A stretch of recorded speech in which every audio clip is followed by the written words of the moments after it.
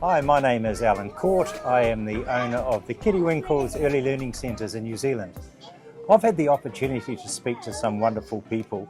Last year I spoke with Hollywood A-lister Vince Vaughn, and I spoke to him about children and bringing up children, and recently I had the pleasure of speaking with New Zealand's favourite TV personality for children, and that's Susie Cato.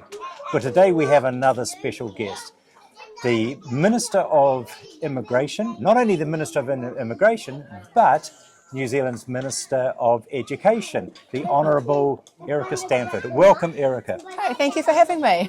So nice to have you here with us today.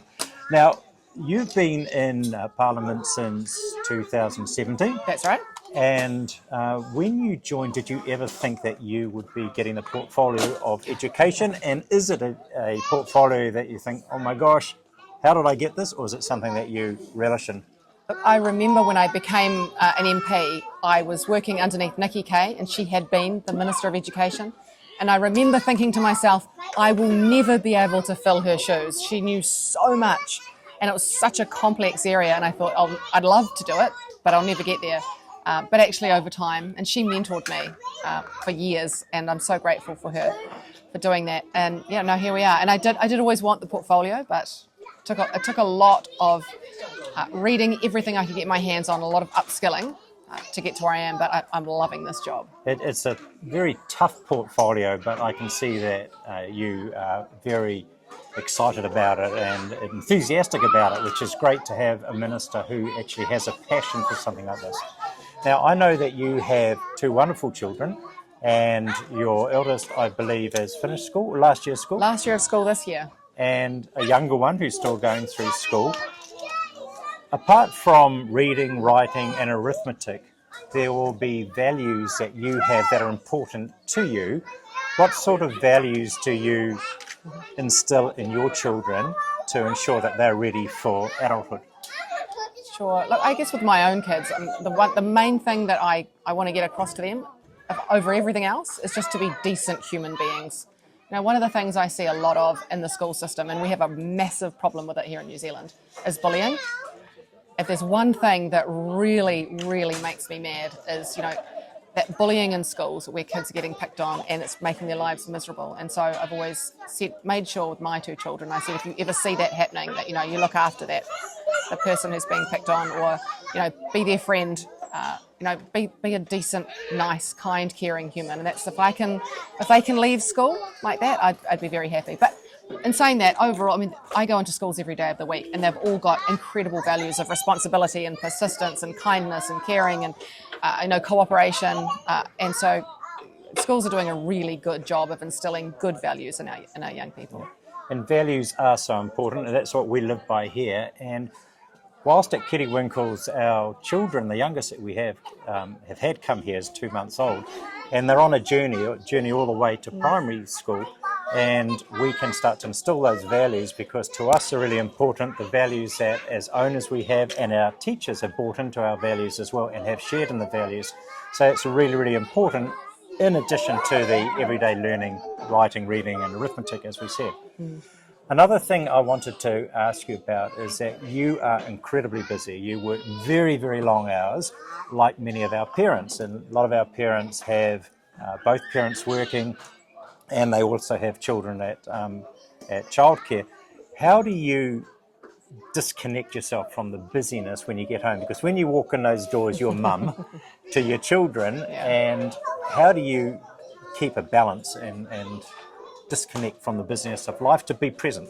Yeah, it's a very good question. And the honest answer is I don't do a very good job of it at all, because it's just constant. It's 24/7. There's always something. And it's not fair on your family when you're constantly on your phone. I try and have one day a week, Saturdays, that's family day. Sunday I'm back to work, but I try to put my phone down and spend time with the kids and take my son. He likes doing VR, so we do VR together. And my daughter's 17, so she's into shopping, obviously. Yeah. So you enjoy that as well? Yeah, I try and I try and put the phone down and just spend quality time with each of them, because I don't get it as much as I used to. But it's I think the important thing is being present Yes. in the moment, because we all suffer that, and all our parents are really, just the pace of life is so busy these days. Yeah. A couple of other questions, because I know that you're extremely busy. One of the things that I've noticed with education, and it doesn't matter whether it's children going into primary, into secondary, or intermediate, into secondary, into university, that there has been a level that we're not at yet, and we need to constantly improve that level. How important do you think it is for children to start their education journey in early learning centres? It's absolutely crucial. We know from evidence that being in an early learning centre, those children will have much better outcomes when they're at school. If we can get in early with our social and emotional regulation, oral language skills, early literacy and numeracy like you're doing here that I've seen, it's so important for your journey at school. You've got such a leg up being at school when you are school ready, and centres like yours are doing an excellent job at getting kids school ready. So hugely important, and so, we need to make sure we're continuing to get those percentages of young New Zealanders in ECEs, certainly at least when they're 4 years old, at least. So that's what we really want to do. We want to reach those 4-year-olds. We want to reach the 2s and 3-year-olds, and we have seen the difference when a child comes to an early learning centre and they haven't been exposed to it. They don't have the social skills. They can pick up those social skills very quickly, but without being an early learning environment, it takes it's a little bit harder, and then their preparedness for primary school is not quite there. So I'm right behind you, and what you say is that the importance, we believe ourselves, is children starting in early learning centres. And finally, Erica, you've been through a lot of centres throughout New Zealand. You can see what we're doing here. You can see the engagement of teachers. You can see the quality of teachers that we've got, which is very important in any environment. What has impressed you about Kiddywinkles? The one thing that I always look for when I'm in any early childhood centre is that ability, that transition to school part, because as we've just talked about, being school ready is really important. So whenever I'm in any childcare centre, I'm always looking at how well are they preparing, their 4-year-olds for school.